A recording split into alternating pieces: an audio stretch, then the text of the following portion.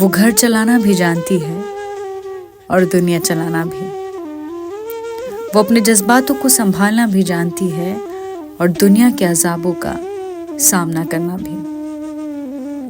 वो सहारा लेती नहीं किसी का तकलीफों में भी, लेकिन सबका सहारा अकेले बन जाती है। दुनिया ने बांध दिया उसे कई रिश्तों में, थक जाती है निभाते निभाते किरदार किसी की बेटी, बहन, बीवी, माँ होने का। दुनिया ने बांध दिया उसे कई रिश्तों में, थक जाती है निभाते निभाते किरदार किसी की बेटी, बहन, बीवी और माँ होने का। इस बीच भूल जाती है कि वो खुद एक औरत भी है। Presenting women's day special series on Kara news. नमस्कार, मैं माहिन पठान। स्वागत है आप सभी का कारा न्यूज में। पूरा देश बहुत ही हर्षोल्लास के साथ, बहुत अभिमान और गर्व के साथ 8 मार्च को जागतिक महिला दिन मनाता है। इसके पीछे का उद्देश्य सभी को साफ है। महिलाओं के प्रति सम्मान और आदर का व्यक्त करने का ये एक बहुत बड़ा दिन है। चूंकि कारा जो है प्राइवेट एक ऐसी कंपनी है जो महिला द्वारा बनाई गई है। कारा न्यूज एक ऐसा चैनल है जिसकी डायरेक्टर महिला है, जिसका फेस एक महिला है। तो कारा न्यूज जो है कभी भी महिलाओं के प्रति ना पीछे नहीं रहता है। हम हर दिन सेलिब्रेट करना बहुत अहम मानते हैं महिलाओं के आदर सम्मान में। इस श्रृंखला में हमने सोचा कि नागपुर शहर की कुछ ऐसी महिलाओं को क्यों ना हमारे चैनल पर ले आया जाए, जिन्होंने अपने जिंदगी में ऐसा संघर्ष किया है जो आज उनके साहस और सक्सेस की कहानी पूरे देश भर में जो है, पूरे शहर भर में गूंज रही है। मैंने शुरुआत की है एक ऐसी महिला से जिन्होंने ऐसी इंडस्ट्री में कदम रखा उस दौर में जो शायद सोच से परे हो। रियल एस्टेट इंडस्ट्री जो पुरुष प्रधान इंडस्ट्री मानी जाती है, जहां पर महिलाओं का दूर दूर तक नामो निशान नहीं हुआ करता था, आज से तकरीबन 15 से 20 साल पहले। उस दौर में त्यागी मैम ने इस इंडस्ट्री में कदम रखा और आज ऐसा मुकाम बनाया है, ऐसा नाम बनाया है कि डिवाइन डेवलपर्स एंड बिल्डर्स पूरे नागपुर शहर वासियों की जुबान पर चल रहा है। बहुत स्वागत है सविता त्यागी मैम आपका कारा न्यूज की इस खास पेशकश में। Thank you ma'am. मैं सभी महिलाओं को और सारी बेटियों को सबको नमन करती हूँ और उनका स्वागत करती हूँ इस चैनल पर कि वे जो भी महिलाएं हैं, अगर मेरे से कुछ उन्हें अच्छा मिल सके, मेरे कहानी के जरिए अच्छा उन्हें लगे, तो जरूर मेरे तरफ से उन्हें यही है कि वे भी सक्सेस हासिल करें। बिल्कुल महिलाएं तो ऐसा कोई भी काम नहीं है जो महिलाएं नहीं कर सकती। जी, मैंने जैसे मेहनत की और संघर्ष किया, आप भी करके जा सकती हैं आगे। तो धन्यवाद मैम। शुक्रिया आपका कीमती वक्त देने के लिए बहुत शुक्रिया। हम आपके शुक्रगुजार हैं मैम। ताकि मैम आपसे बहुत सारी आज दिलचस्प बात करेंगे, आज दिल खोल के बात करेंगे। आज महिलाओं का दिन है, एक महिला के साथ दूसरी महिला बैठी है। मैं तो बहुत छोटी सी अभी मेरी जर्नी स्टार्ट हुई है, लेकिन आपने रियल एस्टेट इंडस्ट्री में 2006 से कदम रखा, शायद उसके पहले से रखा है। हाँ, तो वो कहाँ से आपकी शुरुआत हुई, कैसे आपके दिमाग में आइडिया आया कि मैंने इस इंडस्ट्री को चुनना चाहिए, क्या संघर्ष आपने फेस किया, क्या चैलेंजेस थे? आज सारी बातें दिल खोल के कीजिए। हाँ मैडम, मेरे पास ना मैं बहुत जॉइंट फैमिली में रहती थी जी, और मेरे को पैसे की बहुत जरूरत थी उस टाइम जी। तो मैंने सोचा कि कौन सी ऐसा बिजनेस मैं शुरू करूं जिसमें मुझे जल्दी पैसा मिले। और कम समय में जल्दी पैसा कैसे मिले, जल्दी सक्सेस कैसे मिले, किस चीज में ज्यादा पैसा है। हाँ। तो मेरा जो रुझाव था, मैंने सुना था कि रियल एस्टेट में बहुत पैसा है। अच्छा। तो मुझे बहुत इंटरेस्ट था इसमें। और ऐसे कारणवश जैसे मेरी एक फ्रेंड आई मेरे साथ, तो बोली चलो आप ऐसे रियल एस्टेट में एक कंपनी खुली है, आप भी चलो, अपन प्लॉट सेल करेंगे, वहाँ देखने जाएंगे। तो ऐसे ही मैं गई और उनके साथ मेरा ये वाला जो बिजनेस है, एक समझ लो कि वहाँ से स्टार्ट हुआ। मैंने दूसरों को पहले प्लॉट सेल किए, वहाँ से मैंने उनका सीखा कि भाई ये क्या करते हैं, कैसे करते हैं, काम कैसे किया जाता है, जमीन का काम कैसे किया जाता है। मेरे को तो ABCD मालूम भी नहीं थी, मुझे प्लॉट देखना भी नहीं आता था, कैसे जाते हैं, क्या करते हैं, कौन सी तरफ का फेसिंग भी प्लॉट लेते कैसे। लेकिन आज मुझे लगता है कि हाँ, मैं बहुत यही थी, अनजान थी इस चीज से। धीरे धीरे मैंने वहाँ पे सीखा कि कैसे क्लाइंट आते हैं, कैसे प्लॉट की रिक्वायरमेंट है उनकी। तो उसी हिसाब से मैंने सोचा कि क्यों ना मैं एक ईमानदारी से इस बिजनेस को करूं और सबको उसका फायदा मिले। और जो फायदा हमें होता है वो तो होता ही है, खैर वो तो उसमें वो तो मेहनत है, तो फायदा लाजमी, प्रॉफिट तो बहुत है इसमें, अगर ईमानदारी से भी करने के बाद। तो मेरे को यही लगता था कि हाँ। बिजनेस में बेईमानी नहीं होनी चाहिए इस वाले में। अच्छा। तो ईमानदारी से अगर मैं बिजनेस करूँ तो शायद मेरा भी चलेगा। तो वही हुआ, मेरा ईमानदारी से मैंने शुरुआत की। हाँ। 2006 से अपना खुद का लेआउट डाला जी। और एक हमारे पार्टनर थे पहले स्टार्टिंग में, हाँ। ये राजेंद्र पडोले के साथ मैंने स्टार्टिंग की।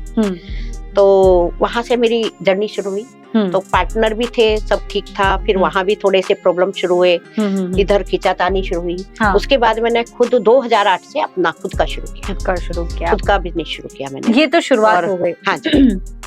पहले आपने दूसरों की प्लॉट सेल किए, आइडिया जी। लिया कि कैसे बिजनेस में काम किया जा सकता है, महिलाएं कैसे इसमें काम कर सकती है। हाँ जी। तो उस समय पे तो महिलाओं को कोई नामो निशान ही नहीं था इंडस्ट्री में। जब आपने फीमेल होकर इस इंडस्ट्री में पैर रखा, हाँ तो जी। लोगों के विरोध तो आए होंगे ना, बहुत उंगलियां उठी होंगी कि महिलाओं के लिए फील्ड नहीं है। परिवार वालों का कैसा या फिर रिएक्शन? परिवार वाले यही सोच रहे थे कि ये कैसे कर सकती है, क्यों जा रही है, ये कोई बिजनेस है क्या लेडीज का। हाँ। सभी को लग रहा था कि ये शायद गलत कर रही है, ये हमारा नाम खराब हो जाएगा। हाँ। ये तो गलत है। हाँ। थोड़ा सबको लग रहा था सोसाइटी क्या बोलेगी, सोसाइटी क्या बोलेगी, समाज क्या बोलेगा, जी। वो सबको लग रहा था। लेकिन मुझे पक्का विश्वास था अपने ऊपर कि नहीं, ये बिजनेस मैं कर सकती हूँ और बहुत अच्छे से करूंगी। वही अच्छा से मैंने किया और आज सबके सामने है। जी। Divine developers, divine developer and builder एक अपनी पहली फर्म थी। अभी मेरी 2-3 फर्म चलाती हूँ मैं, उसी के अंडर में। परमेश्वर की दया है कि ईमानदारी से काम किया, बहुत अच्छे हाँ। से चल रहा है सब।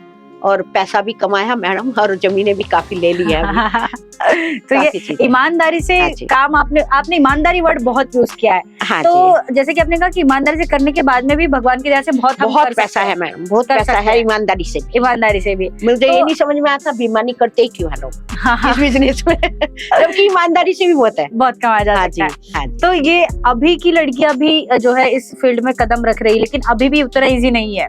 हाँ, अभी भी उसमें उतना इजी नहीं है। बस मुझे उनसे ये कहना है कि मैडम जब भी कोई भी लेडीज काम करती है तो हाँ। रियल एस्टेट में नियम बहुत है। हाँ। और इसके जो पेपर वर्क है वो बहुत ज्यादा है।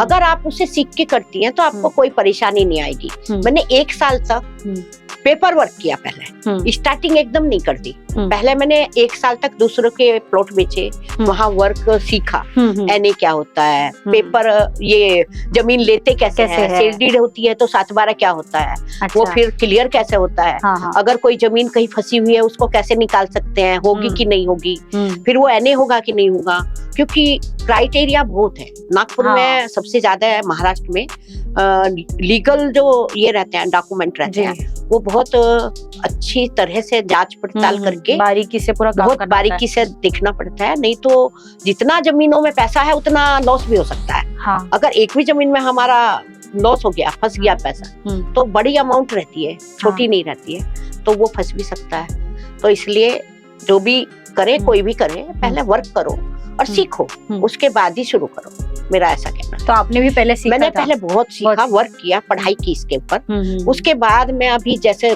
कोई भी चीज है तो इसलिए मैं फंस नहीं सकती, क्योंकि मुझे अब सब अनुभव आ गया। लेकिन सीखने को अभी भी बहुत कुछ है जी, बिल्कुल। इसकी पढ़ाई कभी खत्म नहीं हो सकती। रियल एस्टेट में इतनी सारी चीजें हैं। हाँ। तो वर्क बहुत पढ़ाई कभी खत्म नहीं हो सकती, हम सीखते ही जा रहे हैं। समृद्ध फील्ड है ये, एकदम बहुत बड़ी इंडस्ट्री है। सही। आपने पहला लेआउट का अनुभव मुझे जानना है, पहला लेआउट कब खरीदा था, कैसे खरीदा था? हाँ मैडम, पहला लेआउट मेरा ऐसा हुआ कि मेरे पास क्लाइंट तो बहुत थे और मेरे पास प्लॉट नहीं थे। जब मैं दूसरे के सेल किया करती थी, स्टार्टिंग मैंने ऐसे की, तो मेरे को पता चला कि जहाँ एक सैंक्शन लेआउट बेचते हैं तो उनकी लैंड, उसका पता चला मुझे एड्रेस, कि इनके पास वे प्लॉट्स हैं बहुत सारे, ये सेल करते हैं। तो मैंने उनसे जाके बात की कि मेरे पास बहुत सारे क्लाइंट हैं, मुझे आपका जो लेआउट है वो लेना है। 1 लाख स्क्वायर फीट मैंने लिया था। 1 लाख स्क्वायर फीट लिया? 1 लाख स्क्वायर फीट पहली बार मेरी डील हुई थी।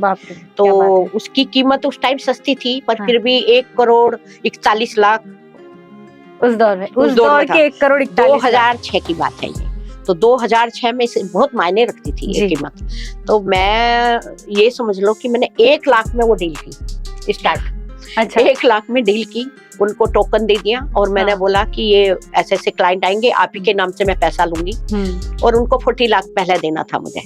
तो वो देख के मैंने एग्रीमेंट किया 1 महीने बाद, और फिर वो डील कंप्लीट की मैडम। उससे मेरी स्टार्टिंग हो गई। बस फिर वो मैंने सक्सेस हुआ पीछे था, वो लेआउट सक्सेस हुआ और हाँ। उससे पीछे मुड़ के मैंने कभी नहीं कभी नहीं देखा। तो वो बहुत अच्छा रहा मेरा एक्सपीरियंस। उसमें जो भी सीखना था वो बहुत कुछ सीखा मैंने। अच्छा टांगे भी खींची गई, बहुत कुछ हुआ, लेकिन बढ़ती गई मैं। टांगे हार कैसे नहीं मानी। खींचे गई, मुझे वो भी जानना है। टांगे कैसे ऐसे खींची गई मैडम कि कोई सोच रहा था अरे इतना बड़ा अमाउंट का लेआउट ये हाँ। लेडीज अकेली कैसे ले सकती है। हाँ। ये तो इतना जेंट्स भी नहीं कर पा रहे थे, सब ब्रोकर रिसिप कर रहे थे और मैं एक ओनरशिप में आ गई थी। तो लोग बहुत जल रहे थे मेरे से। हाँ। तो वो कोई बोल रहा है ये तुम्हारे बारे में ऐसा बोल रहा है, वो बोल रहा है, ये बोल रहा है। मैंने किसी का सुना नहीं, मुझे काम से काम अपना। हाँ। मुझे कोई मतलब नहीं कौन क्या कर रहा है। मैंने दिन रात एक किया, बहुत ज्यादा मेहनत की। हाँ। सुबह 7 बजे तक मैडम मैं एक ट्रिप खुद ही लेके चली जाती थी। बाप रे। हाँ, हमारे पास गाड़ी थी और ड्राइवर रखा। जब मेरे पास कुछ भी नहीं था, एक रेंट पे ऑफिस लिया जी, सब स्टार्ट किया और फिर अपना काम शुरू कर दिया वहां से। शुरुआत बहुत प्यारी हुई मैम आपकी, मतलब कि उसके बाद फिर आपने पीछे मुड़कर नहीं देखा। वो संघर्ष भी आपकी मुस्कुराहट मुझे मुझे बहुत समझ आ रही है इंटरेस्ट कि आता है अभी ये बिजनेस में, बहुत इंटरेस्टेड हूँ मैं। हाँ। और मुझे लगता है कि ये बिजनेस में कभी ना छोड़ूं, मैं मरते दम तक ये बिजनेस करूं। तो ऐसा। कितने साल बीत गए आपको इस फील्ड में? मेरा अभी मैडम 2006 से मैं ये वाले बिजनेस में हूँ, आज 2025 है। तो मुझे 15 से 20 साल तकरीबन पूरे होने आ हाँ। गए हैं और डिवाइन काम कर रहे हैं, बिल्कुल डिवाइन डेवलपर्स एंड बिल्डर्स। बिल्कुल मैम। आगे क्या नया नया विस्तार देखने को मिलने वाला है हमको? मैडम मैं आगे कंस्ट्रक्शन में जाना चाहती हूँ। कुछ मेरी स्टार्टिंग हो चुकी है, अभी आपको अगले साल तक शायद मिलेगी न्यूज कि डिवाइन डेवलपर कंस्ट्रक्शन में आ गए हैं। नहीं, नाम तो फ्लैट वाकई स्कीम बहुत वगैरह। बड़ा है कि हमें बिल्कुल अपकमिंग प्रोजेक्ट्स के बारे में बहुत अच्छी जानकारी मिल जाती है और मैम से खुद मिल जाती है। हाँ जी। कितने लेआउट्स अपन ने अब तक नागपुर वासियों के लिए दे दिए, सोल्ड आउट है? हाँ मैडम, सोल्ड आउट हो चुके हैं मेरे 18 लेआउट सोल्ड आउट हो चुके हैं। 18 लेआउट अब तक जो कर चुके अब तक का सबसे क्लियर लेआउट है, कभी भी उसमें कोई प्रॉब्लम नहीं है। सब कस्टमर सेटिस्फाई है। Happy clients। हाँ, हैप्पी क्लाइंट्स हैं। जो रिपीटेड क्लाइंट आ रहे हैं मेरे पास, 4-4 बार आ चुके हैं। हाँ। वही मेरी बहुत तारीफ करते रहते हैं कि आपका बहुत क्लियर है सब काम, तो वे खुश होकर दोबारा आते हैं। तो कभी लगा नहीं कि नागपुर के बाहर भी डिवाइन डेवलपर्स में काम करना चाहिए? हाँ मैडम, लगता है कभी, पर मेरे पास थोड़े हैंड्स की कमी है और अच्छे लोग मिलना थोड़ा मुश्किल हो रहा है आज के दौर में तो और ज्यादा हाँ, मुश्किल प्रॉपर्टी में थोड़ा है। हाँ। ये वाला यहाँ थोड़ा सा मुझे लगता है कि और मेरे जैसा साथ कि अब मैम का नारा है ईमानदारी से काम करो, तो ईमानदारी आप शायद ढूंढते हैं अपने लोगों मैं वही, इसीलिए मैं सबको पार्टनर बनाना नहीं चाह रही। हाँ। या शायद इस डर जाती हूँ क्योंकि 1-2 बार किया मैंने, पर शायद अच्छा अनुभव नहीं आया और फिर मैं हट गई, दूर हट गई उनसे और अब अकेला ही करना चाह रही हूँ। और मुझे लगता है अकेली भी कर सकती हूँ मैं काफी, ऐसा कुछ नहीं है। ये तो खैर ये चीजें हो गई कि आप अकेले भी कर सकते हो। और आपने बोला कि 2006 में पहला मैंने लॉन्च किया, उसके बाद फिर पीछे मुड़कर नहीं दिखा। लेकिन ये नियति का नियम है, कुदरत का नियम है कि कभी भी चीजें स्थिर नहीं चलती है। हाँ, वक्त बदलता है, कभी अच्छा आता है तो कभी बुरा भी आता है। सही। तो इस इंडस्ट्री में आपने अपनी इस जर्नी में बुरा फेस देखा? जैसे कोविड में लोगों ने बहुत कुछ हाँ लॉस मैडम, किया। मैंने सबसे बुरा फेस कोविड में ही देखा। हाँ, अच्छा। जब कोविड का समय था ना और हाँ। अचानक एकदम सब बंद हो गया, तो मैडम उस टाइम हमारे प्लॉट के पैसे हमेशा बाहर रहते हैं। हाँ, हाँ, हाँ। पूरा पैसा हमारे पास कभी नहीं रहता। हाँ। सेल होते रहता है, आते रहता है, तो हमारा रोलिंग में चलता है। अच्छा, रोलिंग में चलता है। रोलिंग रुक गया। हाँ। एकदम बंद। तो अब क्या दौर ही बहुत खतरनाक था। और जिसके पास पैसे मांग भी नहीं सकते हाँ, क्योंकि क्योंकि सब उस कुछ टाइम लॉकडाउन तो था सब ना। बंद हो चुका था। तो वो टाइम मेरा बहुत बुरा रहा। उस टाइम मेरे को मेरे बच्चों ने संभाला। अच्छा। मेरी बेटियों ने, मेरी बेटी तीनों जॉब करती थी और उन्हें पता चला कि मम्मी के पास अभी पैसे नहीं आ रहे हैं। 3 साल तक उन्होंने मुझे बहुत हेल्प की, तीनों बेटियों ने मेरी। तो उनकी वजह से मैं मतलब डूबी नहीं, ऐसा बोल सकते हैं। अच्छा, वो नहीं तो वो वक्त ऐसा नैया था। निकाल दी, हाँ। पार करा दी। और उसके बाद हमने फिर भी थोड़ा सा अच्छा वक्त शुरू हुआ, तो फिर सेट हो गया पूरा अच्छे से, अब फिर से चल रहा है। इतनी अच्छी प्रभावशाली महिला के साथ बैठ के मुझे स्क्रीन शेयर करके बहुत खुशी हो रही है कि जिनकी स्टोरी ऐसी रही, जिनकी टांगे खींची गई, जिनको फैमिली में से अभी आपने अपनी बेटियों का जिक्र किया, तो मैं जानना चाहूंगी इस जर्नी में आपके फैमिली का कितना कंट्रीब्यूशन रहा? हाँ मैडम, मैं ज्वाइंट फैमिली में थी जब मैंने ये काम शुरू किया।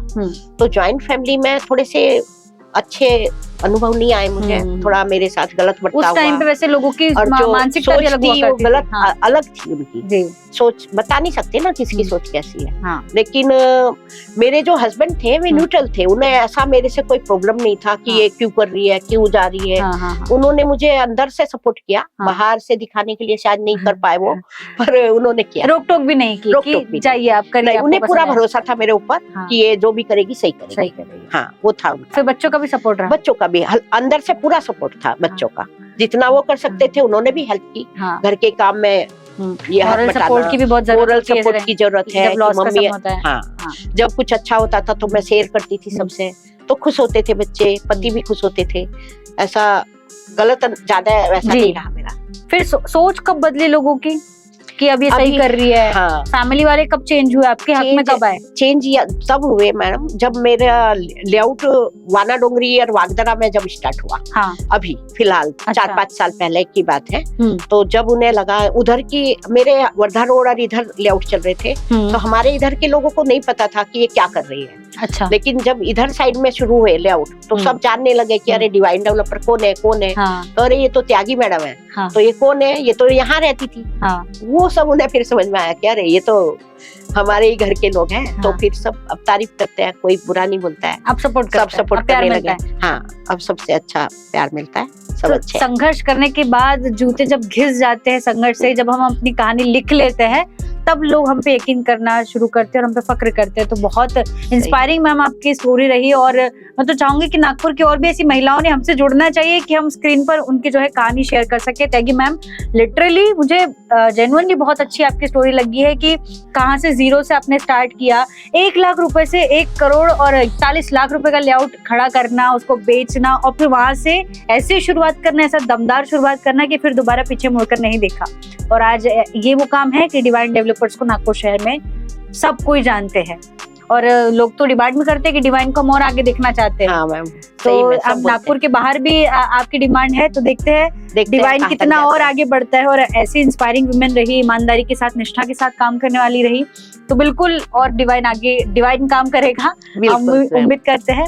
और वुमेन्स डे पे ऐसी ही खूब और बहुत ही प्रभावशाली महिलाओं के साथ हम जो है मुलाकात करते रहेंगे, उनकी स्टोरीज को अपने एपिसोड के जरिए हम दिखाते रहेंगे, ताकि आप भी इनकी कहानी से थोड़ा ही सही लेकिन अपने जीवन में कुछ परिवर्तन कर सके, कुछ तब्दीलियां ला सके और अमल कर लिया गया, इम्प्लीमेंट कर लिया गया अच्छी चीजों को, तो शायद आपकी जिंदगी में भी बहुत अच्छी क्रांतिकारी हो सकती है। तो बस बहुत शुक्रिया मैम अपना समय देने के लिए, और बहुत अच्छा लगा आपके साथ स्क्रीन शेयर करके। तो मिलते हैं फिर नेक्स्ट एपिसोड में माहिन पठान के साथ। देखते रहिए कारा न्यूज़। धन्यवाद। Thank you. वो घर चलाना भी जानती है और दुनिया चलाना भी। वो अपने जज्बातों को संभालना भी जानती है और दुनिया के अजाबों का सामना करना भी। वो सहारा लेती नहीं किसी का तकलीफों में भी, लेकिन सबका सहारा अकेले बन जाती है। दुनिया ने बांध दिया उसे कई रिश्तों में, थक जाती है निभाते निभाते किरदार किसी की बेटी, बहन, बीवी, माँ होने का। दुनिया ने बांध दिया उसे कई रिश्तों में, थक जाती है निभाते निभाते किरदार किसी की बेटी, बहन, बीवी और माँ होने का। इस बीच भूल जाती है कि वो खुद एक औरत भी है। Presenting women's day special series on Kara news.